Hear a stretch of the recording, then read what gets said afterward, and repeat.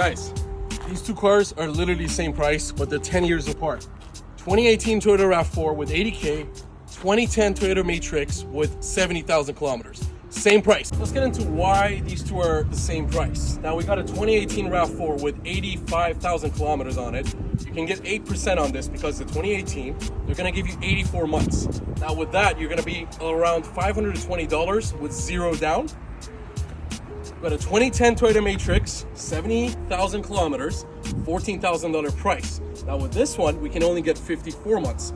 12% interest rate because of the year, so your payments are gonna come down to $400. Now we got a $100 difference between the two.